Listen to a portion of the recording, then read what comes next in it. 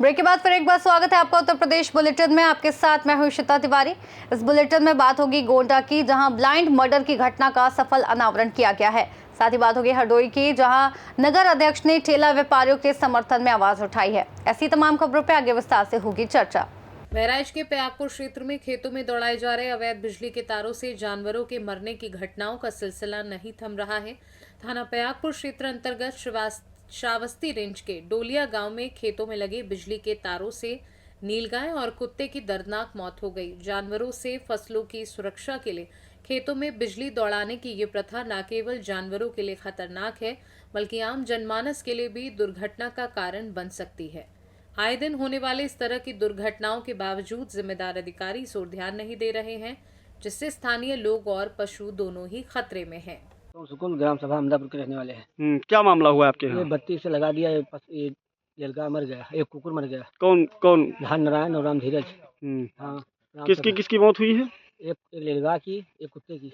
हाँ, डोलिया सुकुलपुर अहमदाबाद। क्या मामला हुआ है आपके? मामला ये है कि इस केला बोए थे, इसमें करंट उतारे हैं, डायरेक्ट करंट, जिसकी वजह से सांडिया और कुत्ता दोनों मर गए हैं। कौन कौन उतारा था?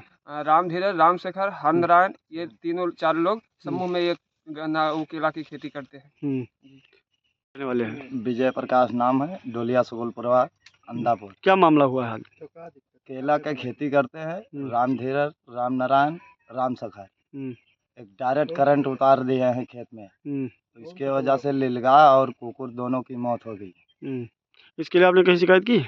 शिकायत की थी, वो कहा नहीं मान रहे हैं। हम रोके भी हुए थे कि करंट डायरेक्ट करंट नहीं उतारिए, फिर कहा नहीं मान रहे हैं, उतार दिए, इसके वजह से मौत हो गई है। दो रास्ता है, लड़के आवत हैं नान उनका भी करंट मार सकता है। रहने वाले अरविंद कुमार शुक्ला। क्या मामला हुआ है आज? मामला ये हुआ, नारायण, राम शेखर, राम धीरज और नारायण का लड़का का नाम क्या नाम है? शिवम। वो लोग शिवम, वो डायरेक्ट करंट केले में तार लगाए हुए हैं, ऊपर डायरेक्ट करंट उतारते हैं रोज। आज तीन महीना से उतारते हैं करंट। आज रात में, कल शाम को कोई 7-8 बजे तक एक कुत्ता और एक जो है सांडिया, उसे करंट की वजह से करंट में लपेटकर उसका मृत्यु हो गई। बहराइच से सीनू संवाददाता कृष्ण चंद्र शुक्ला की रिपोर्ट। गाजियाबाद में लिफ्ट हादसे थमने का नाम नहीं ले रहे हैं। हाल ही में राजनगर एक्सटेंशन के संचार रेजिडेंसी में एक लिफ्ट 12वीं मंजिल से सीधे बेसमेंट में गिर गई, जिसमें एक युवक गंभीर रूप से घायल हो गया। युवक ऑफिस जाने के लिए लिफ्ट में सवार था और अचानक लिफ्ट के गिरने से उसके पैर में फ्रैक्चर हो गया। हादसे की आवाज सुनकर आसपास लोग जुट गए और घायल को तुरंत अस्पताल में भर्ती कराया। गनीमत ये रही कि लिफ्ट में केवल वही युवक सवार था, वरना ये हादसा और भी बड़ा हो सकता था। बजे तो बैठे थे, क्या बज रहा है? 7 बज रहा है। क्या हुआ भाई, क्या हुआ? मैंने एक बटन दबाया नीचे जाने के लिए, 12 से धड़ाम से एकदम नीचे आई। बहुत तेज आवाज हुई, जैसा कुछ धमधमी ऐसा लगा जैसे जहाज क्रैश हुआ हो। मतलब कितने बजे की बात है? 6 बजे निकला हूँ मैं। 6 बजे? हाँ, 6 बजे ऑफिस ड्यूटी के लिए। हाँ, लिफ्ट के लिए। जैसे मैंने दबाया बटन तो 12 से एकदम नीचे पूरी धड़ाम से। बड़ी वाली लिफ्ट? हाँ, ये वाली बिना रुके एकदम। गाजियाबाद से सीनू संवाददाता राजेंद्र चौधरी की रिपोर्ट। गोंडा जिले के थाना छपिया क्षेत्र में पवन ब्रिक्स फील्ड के मुनीम राम सजीवन वर्मा की ब्लाइंड मर्डर घटना का थाना छपिया व एसओजी सर्विलांस की संयुक्त टीम ने सफल अनावरण कर 3 आरोपियों सचिन पुत्र सावल प्रसाद, ब्रजेश कुमार पुत्र राम निहाल और महाजन गुप्ता पुत्र प्रहलाद गुप्ता को ग्राम सिसई रानीपुर के पास से गिरफ्तार किया। अभियुक्तों के कब्जे से घटना में प्रयुक्त स्प्लेंडर मोटरसाइकिल और नहर में फेंका गया आला कत्ल बाका बरामद किया।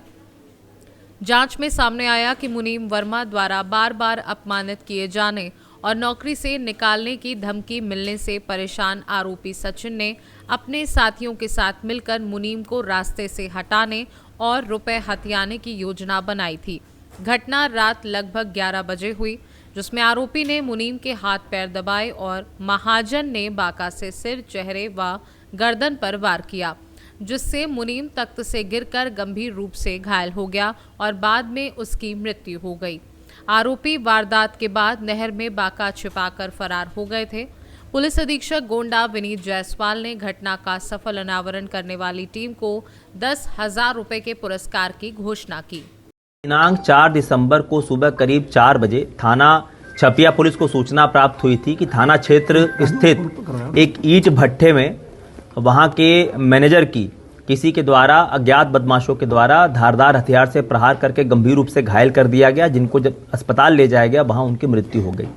इस घटना के संबंध में थाना छपिया पर हत्या की धाराओं में मुकदमा पंजीकृत कर इसके शीघ्र अनावरण हेतु मेरे द्वारा एसओजी सर्विलांस सहित कुल 5 टीमों का गठन अपर पुलिस अधीक्षक पूर्वी एवं सीओ मनकापुर के नेतृत्व में किया गया था, जिनके द्वारा अथक मेहनत एवं प्रयासोपरांत मैनुअल और टेक्निकल साक्ष्यों के आधार पर घटना का सफल अनावरण करते हुए 3 हत्या अभियुक्तों को गिरफ्तार किया गया है, जिनके नाम क्रमशः सचिन, ब्रिजेश और महाजन है, जो ग्राम सिसईपुरवा थाना छपिया क्षेत्र के ही निवासी हैं।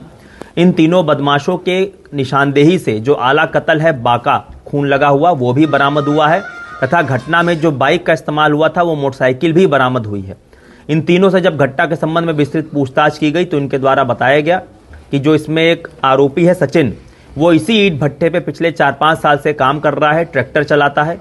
दूसरा आरोपी जो ब्रिजेश है वो 3 साल पहले तक इसी ईंट भट्टे पे काम करता था, ट्रैक्टर ड्राइवरी का, लेकिन इसी मैनेजर द्वारा उसको नौकरी से निकाल दिया गया था। और जो तीसरा अभियुक्त है महाजन, वो इन दोनों का दोस्त है। इन दोनों द्वारा बताया गया कि करीब कुछ दिन पहले भट्ठा मालिक द्वारा एक जमीन बेची गई थी और उससे जो रकम प्राप्त हुई थी 11 लाख रुपए, वो इसी मैनेजर के द्वारा वहीं जहां पे ये सोता है उसी के पास में एक कमरे में एक अलमारी में रखा गया था, जिसकी जानकारी सचिन को थी। इन लोग की नीयत खराब हो गई। सचिन ने यह योजना अपने अन्य 2 साथियों के साथ इसको साझा किया और इन लोगों ने ये खतरनाक षड्यंत्र बनाया कि इसकी मैनेजर की हत्या कर ये लोग पैसे वहां से चुरा लेंगे। इसी योजना के तहत इनके द्वारा एक बाका खरीदा गया। तीनों इकट्ठे हुए मोटरसाइकिल से चोरी छुपे घटना वाली रात को घटनास्थल पर आए और क्योंकि ये पूर्व से परिचित थे भली भांति वहां की भौगोलिक स्थिति और पूरी संरचना से, तो आसानी से इन्होंने लाइट का तार काटा ताकि पूरा अंधेरा हो जाए और मौका पाकर मैनेजर के ऊपर इन्होंने प्रहार कर दिया।